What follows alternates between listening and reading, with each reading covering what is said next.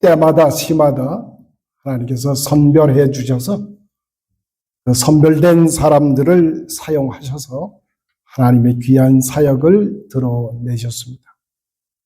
오늘 우리들에게 야곱을 통해서 무슨 말씀을 하실까? 우리가 귀를 기울여서 주의 음성을 함께 들을 수 있게 되기를 원합니다. 잠시 기도하십시다. 거룩하신 아버지 하나님, 내가 너희를 선택하였다고 친히 말씀하시는 그 말씀 앞에 이 저녁에 다시금 우리의 마음을 모을 수 있도록 은혜 허락해 주시니 감사를 드립니다.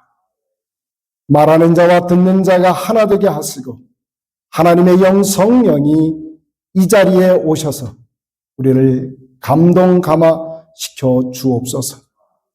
그래서 하늘의 뜻이 우리의 삶에서 알랄이 맺혀나가도록 아름다운 결실에 이룰 수 있도록 축복하여 주옵소서.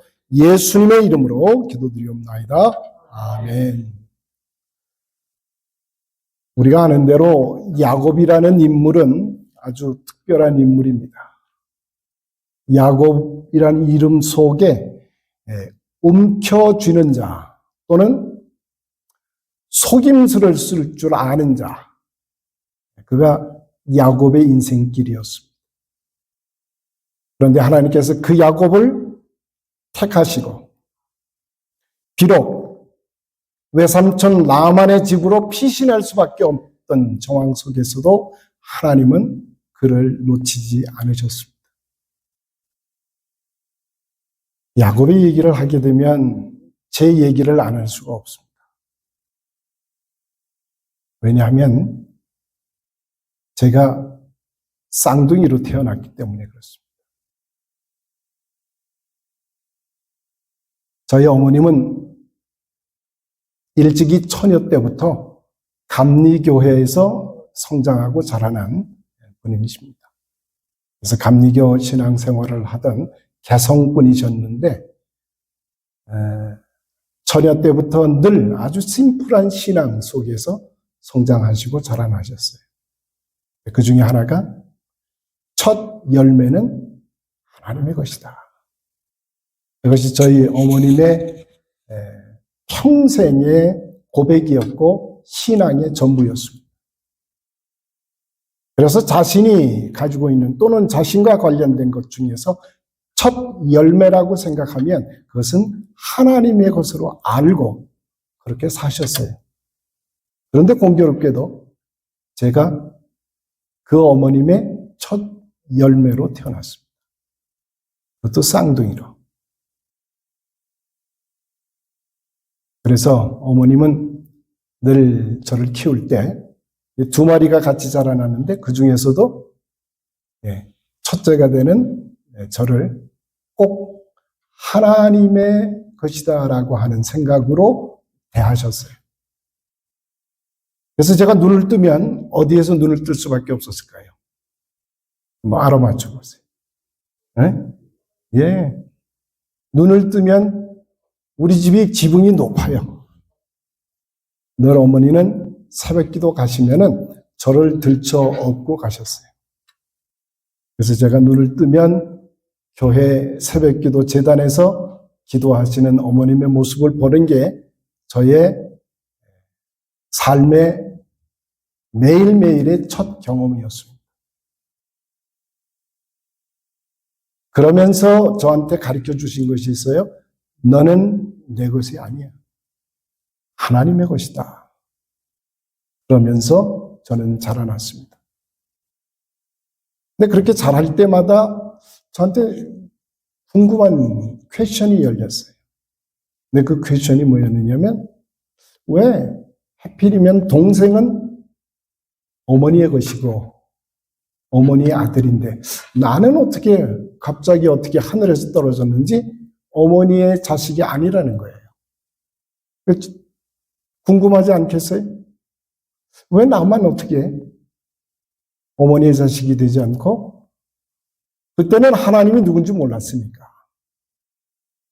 하나님의 자녀라고 하는 얘기를 들을 때 처음엔 그게 납득이 되지 않았어요.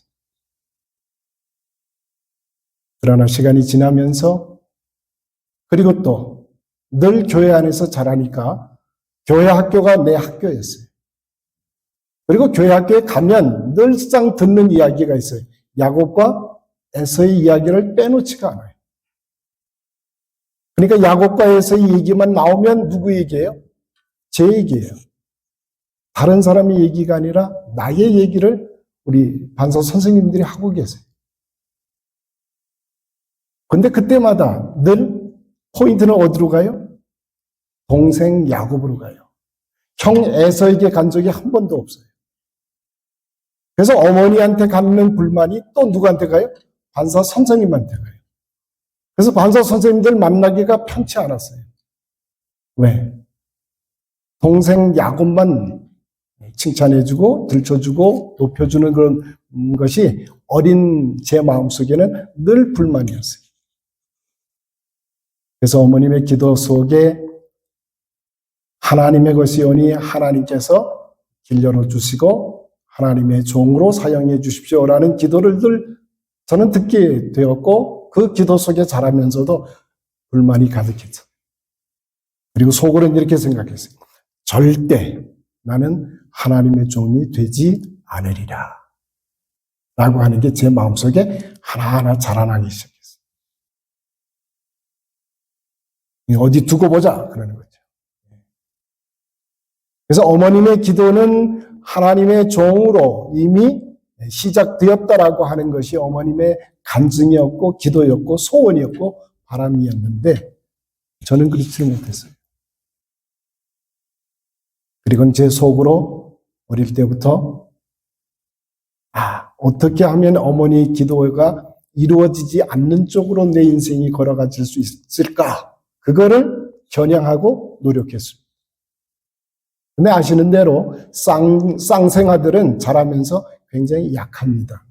왜 그래요? 한 사람이 되어야 될 사람들이 둘로 나누어 가졌으니까 약해요. 약질입니다. 그래서 저는 어릴 때부터 늘 약골이었어요. 감기가 한번 들리면 아주 심하게 알아야 돼요. 그래서 질병에 약했고 늘 언제나 왜소했고 그리고 식사량도 많지 않았어요. 언제나 유약한 모습으로 자라나는 것이 제가 제 자신을 향해서 가지고 있는 불만이었고 안타까움이었어요. 그리고 어릴 때부터 국민학교 이제 들어가게 되는데 국민학교 들어가서도 늘 언제나 작은 아이의 취급을 받았고 늘 왜소했어요.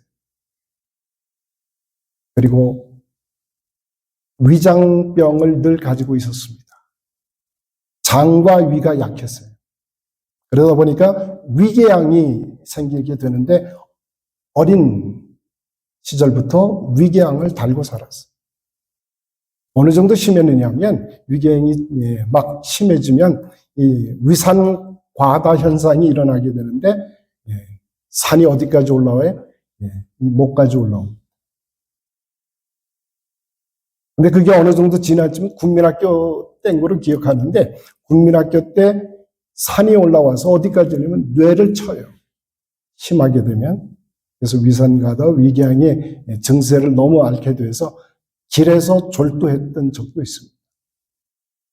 근데 그것이 한 번이 아니고 중학교 1학년 들어가서도 제가 길에서 졸도해서 병원으로 실려갔던 일도 있어요.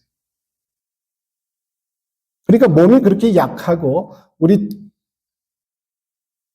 동급내기들 같은 나이 또래들도 이렇게 비교해 보면 같은 반에 저 뒷자리에 있는 아이들을 보면 그냥 장성한 형님들 같아요.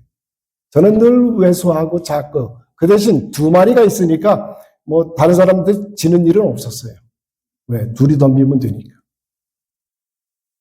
그래서 늘 제 마음속에 어떻게 하면 어머니의 기도가 이루어지지 않는 쪽으로 갈 수 있을까? 그 비결을 한번 생각하게 되는데 중학교 들어가서 1학년 때였어요.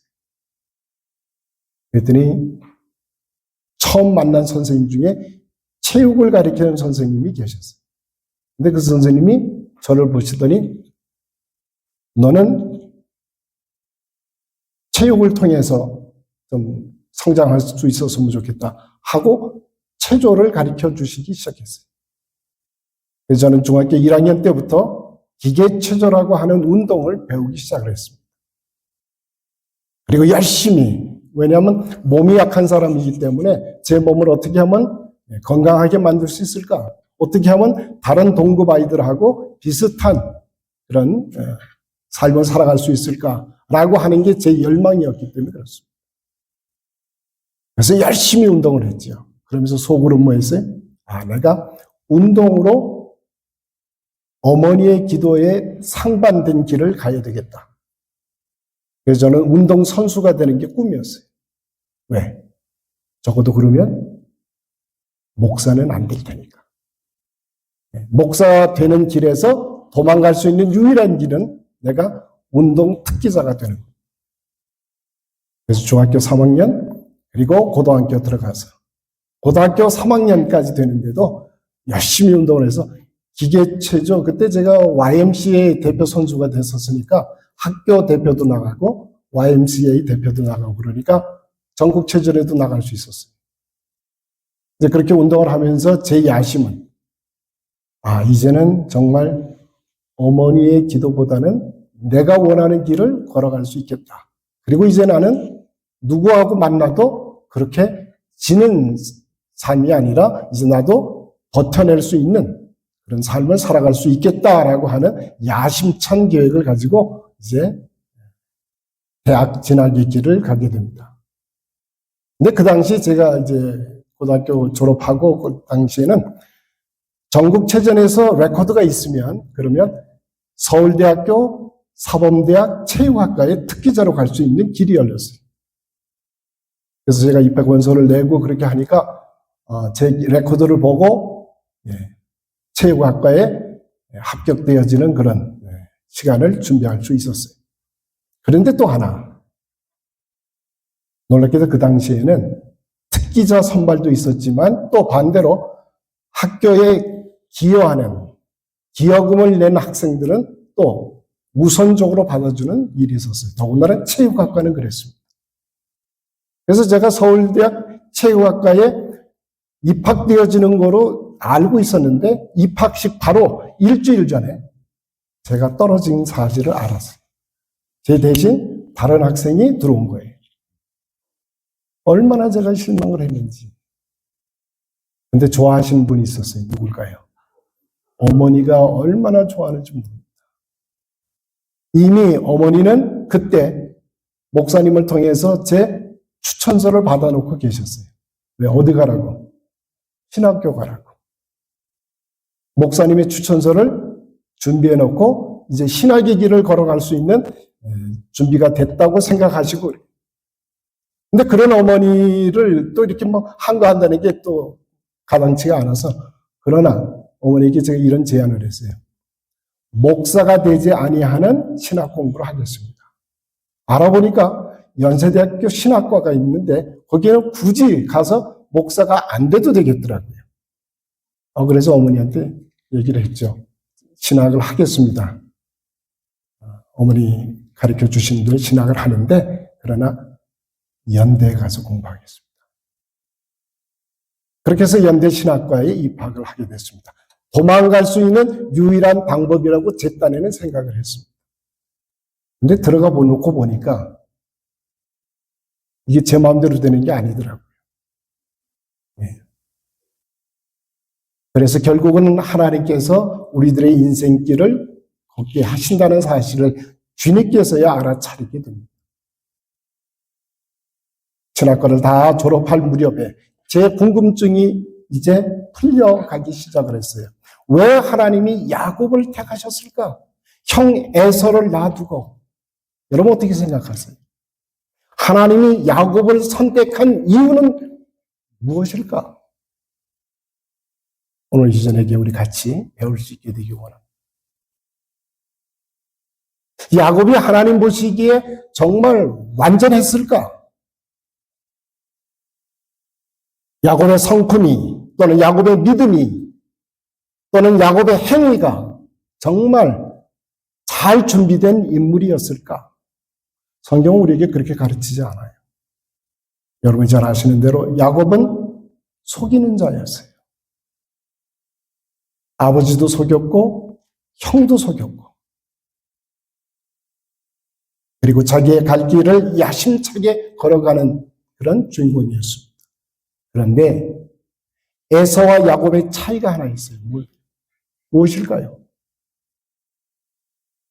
에서와 야곱은 한 가지 차이가 있었어요. 야곱은 끝까지 하나님을 놓치지 않았습니다. 비록 그가 거짓말을 하고 그리고 속일 수밖에 없는 환경 속에 들어가고 아버지까지 속일 수밖에 없었지만 그러나 그는 하나님과 씨름했습니다. 그래서 오늘 본문에 보니까 여러분 뭐라고 얘기하고 있습니까? 오늘 본문에 이렇게 가르쳐주고 있습니다.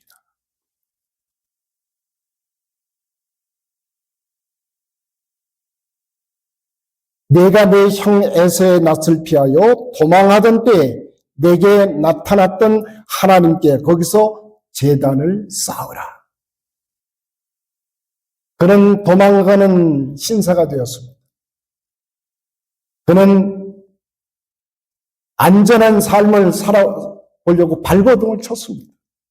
그렇게 발버둥을 치고 자리를 옮길 수밖에 없는 그 환경 속에서조차도 그는 뭐예요?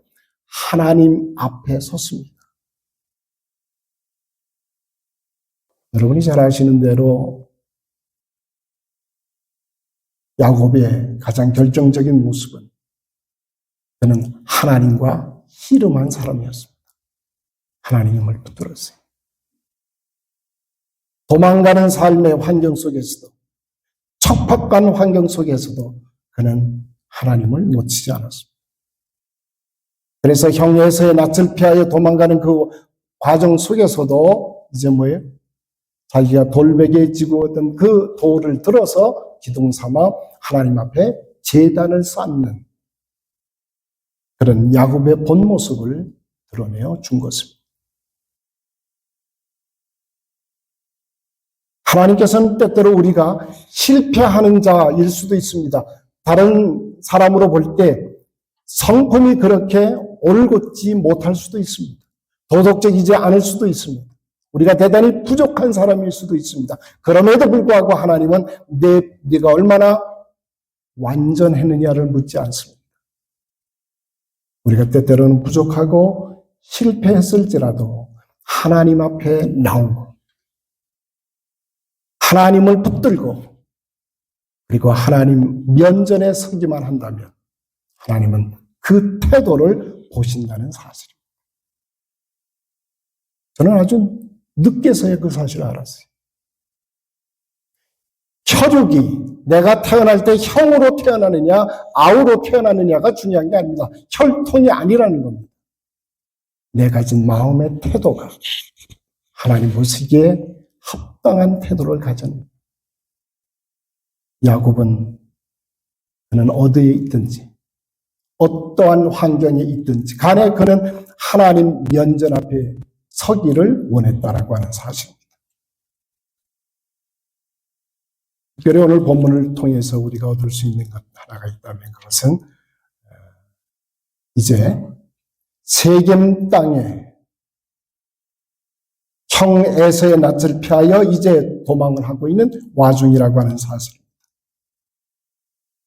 그 와중에서 그는 하나님 앞에 서는 것, 하나님의 말씀 앞에 서는 것을 그는 두려워하지 않았습니다. 아니죠. 오히려 하나님 앞에 서는 것이 자기가 해야 할 일이라고 하는 사실입니다. 그래서 하나님은 그 야곱을 택하시고 뿐만 아니라 이제 그를 새로운 존재로 바꾸어 주신다고 하는 사실입니다.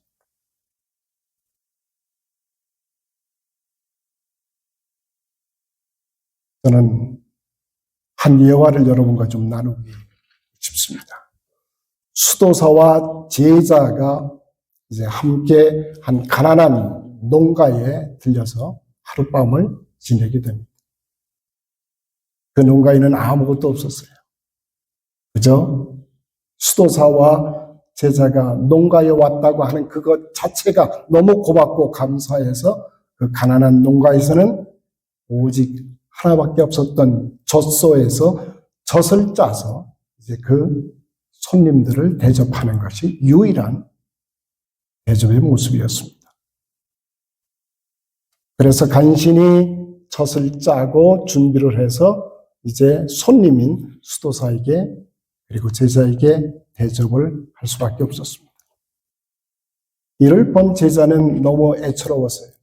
왜냐하면 그 가정의 형편을 보니까 너무 가난하고 너무 어렵고 힘겹게 사는 모습이기 때문에 그렇습니다. 너무 마음이 안타까웠는데 수도사는 아무 말도 하지 않고 그 대접을 다 받았습니다. 그리고는 그날 밤 수도사가 제자에게 이렇게 말을 합니다. 오늘 밤 이 집의 젖소를 낭떠러리에 떨어뜨려서 죽이라고 말합니다. 그러니까 그 제자가 수도사의 얘기를 듣고 명령이기 때문에 이제 피할 수가 없어서 그 말에 순종을 하고 이제 밤에 나아가서 그 젖소를 낭떠러지에 떨어뜨립니다. 그리고는 돌아와서 제자가 얼마나 마음이 안타까운지 죄책감에 시달리게 됩니다. 그러나 스승이 무슨 뜻으로 무엇을 원해서 그렇게 하는 것인지는 이해할 수가 없었습니다. 그리고는 그 집을 떠나서 인사를 하고 나왔는데 그리고 시간이 한참 흘렀어요. 제자는 그때 그 농가의 주인이 너무 기억이 났어요. 그 사람들이 어떻게 살고 있을까? 세월이 많이 흘렀어요. 한 10여 년 시간이 흐른 다음에 제자는 그 농가를 걱정하는 마음으로 다시 되찾아갑니다. 그런데 놀랍게도 깜짝 놀랄 일이 있게 되는데 그 집은 훨씬 풍요로워져 있는 것을 발견하게 됩니다. 농부는 밭을 일구고 있었고 장사를 시작해서 자립도 하고 있었고 더 나아가서는 풍요로운 삶을 이미 살아가고 있다는 모습을 제자가 보게 되는 것입니다. 그리고 그 농부를 만났을 때 농부가 이렇게 대답합니다. 젖소를 잃고 나서 더 이상 의지할 것이 없다는 걸 나는 깨달았습니다. 그때부터 죽을 힘을 다해서 새로운 길을 찾아 나설 수밖에 없었습니다. 그렇게 해서 그 농가는 오히려 융성한 모습으로 번창한 결과를 얻게 되었다고 하는 사실. 이 이야기 속에서 우리에게 주는 중요한 교훈이 있습니다. 젖소는 현재에는 안정처럼 보이지만 편안함을 주는 기회가 되는지 모르지만 성장을 가로막고 있는 최소한의 안락함이라고 하는 것입니다. 이 농가의 발전과 성장을 가로막고 있는 아주 중요한 걸림돌이 바로 젖소라고 하는 것입니다. 생존은 가능할지 몰라도 그들에게는 성장이 멈춰져 있는 것을 수도사는 발견하게 된 것입니다.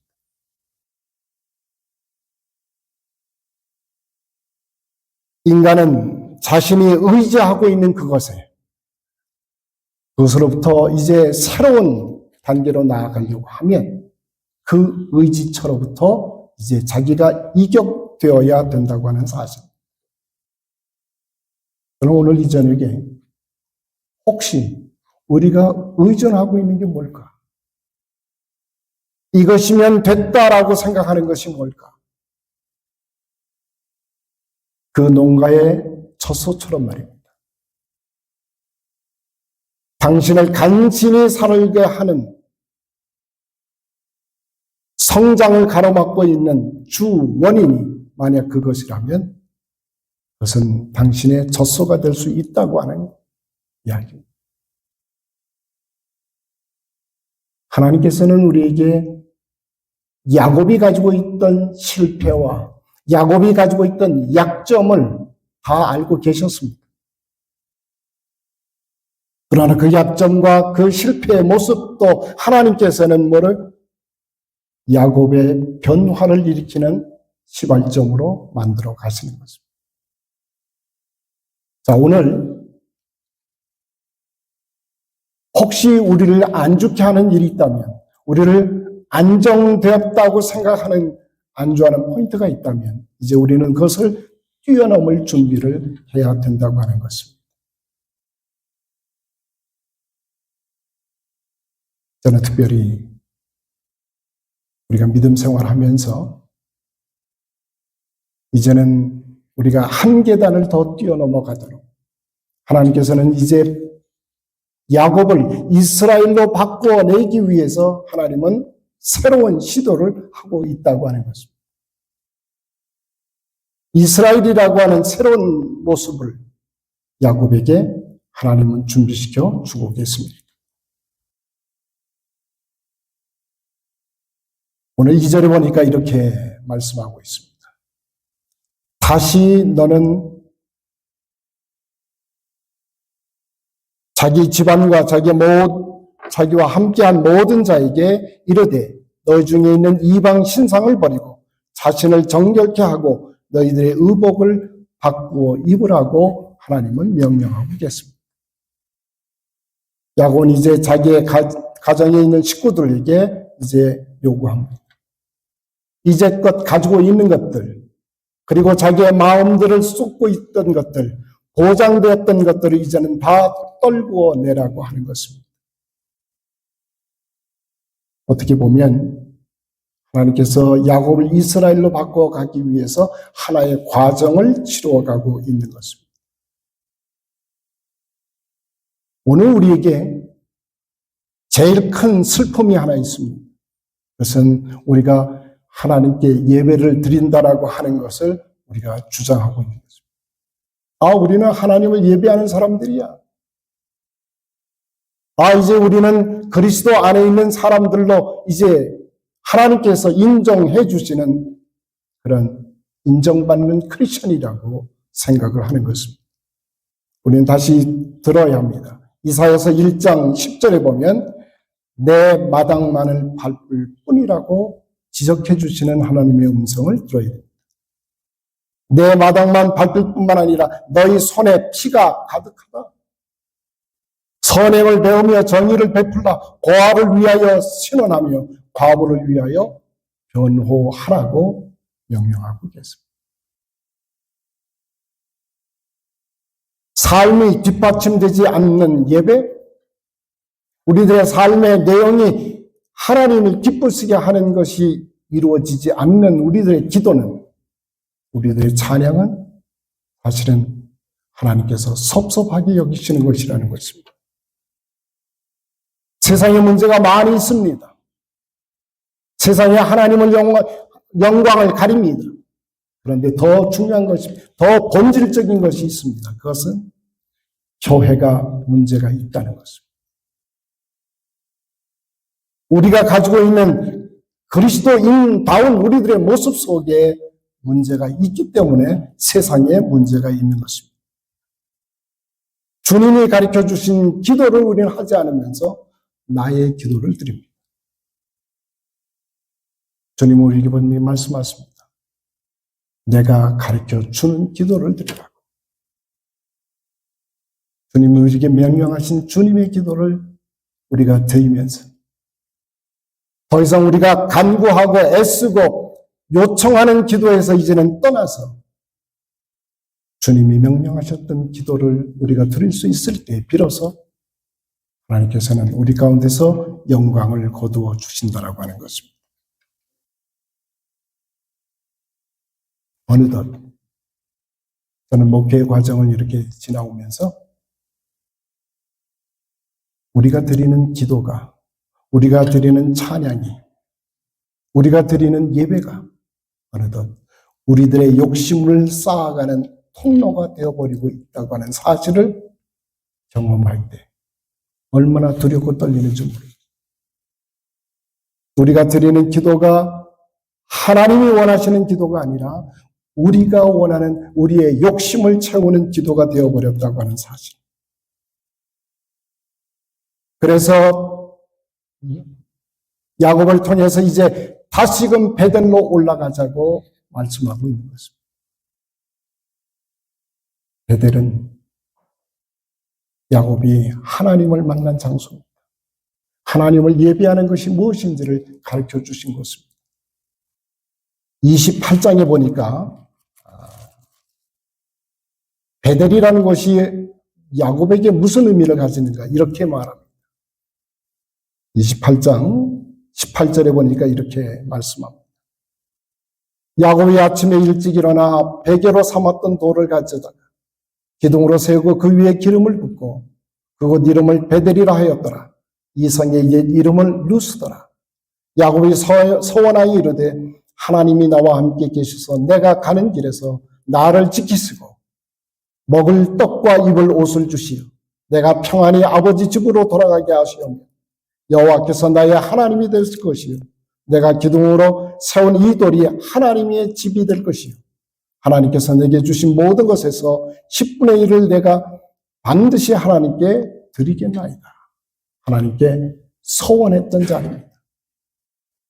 베델이라는 말은 하나님의 집이라는 말입니다. 그가 쫓기는 신세가 되어서 다급한 삶의 환경 속에서 하나님을 만나 그가 하나님 앞에서 드린 소원의 기도입니다. 이제 내가 다시 돌아오는 이 길이 있다면 그리고 아버지의 집을 향해서 가게 되면 이곳에 와서 10분의 1을 하나님께 바치겠습니다. 11조를 드리겠다는 소원의 기도를 야곱이 감당합니다. 그리고 이제 오늘 본문 35절로 넘어와서 이제 하나님 앞에 섰습니다. 그리고 야곱이 이에 자기 집안 사람들과 자기 함께한 모든 자에게 너희 중에 있는 모든 신상을 버리고 자신을 정결하게 하고 너희의 의복을 바꿔 입으라고 명령하고 있습니다. 다시 말하면 이제 자기들이 가지고 있었던 모든 것을 이제 정리하라는 겁니다. 종교개혁을 이루는 시간입니다. 야곱의 집안이 하나님 앞에서 다시 한번 자기 자신이 가지고 있었던 것을 이제 바꾸어내는 일입니다. 의복을 벗는다라고 하는 것은 다른 것이 아니죠. 이제 자신들을 세워놓고 자기 자신들을 표현해주고 있는 모든 지금까지 세상의 것들을 이제는 정결하게 벗어 던지는 일입니다. 이제는 새로워지는 모습을 경험하게 되는 것입니다. 5절에 보니까 이제 그리고 난 결과가 뭐였느냐? 그가 새로운 마음으로 가족들과 더불어서 새로운 일을 감당하게 될 때 야곱의 아들들을 추격하는 자가 없었다고 본문은 가르쳐주고 있습니다. 바로 여기에 하나님은 하나님의 교회를 지키십니다. 우리가 우리의 삶을 바꾸면 우리가 그리스도인다운 모습으로 새롭게 정립되어지면 하나님은 하나님의 교회를 지키십니다. 하나님의 교회를 새롭게 하십니다.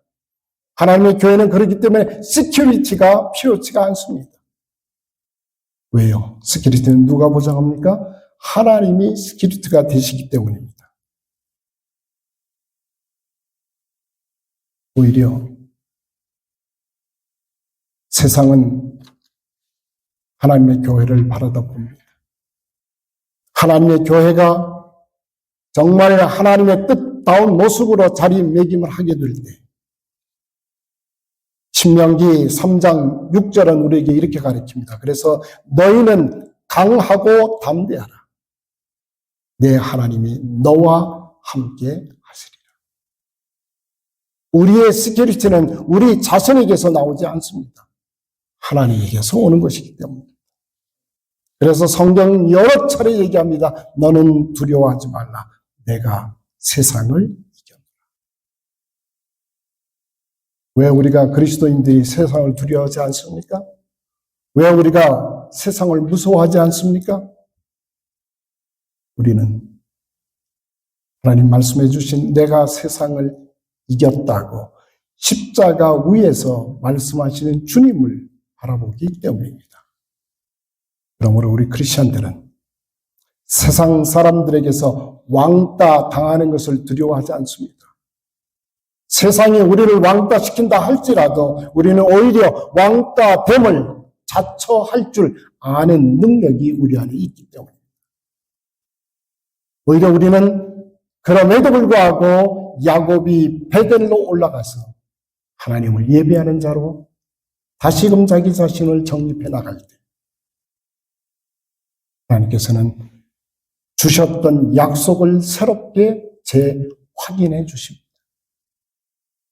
아브라함에게 주셨던 약속, 이삭에게 주셨던 약속, 그것이 바로 야곱에게 주신 약속으로 새롭게 등장되어지는 것입니다.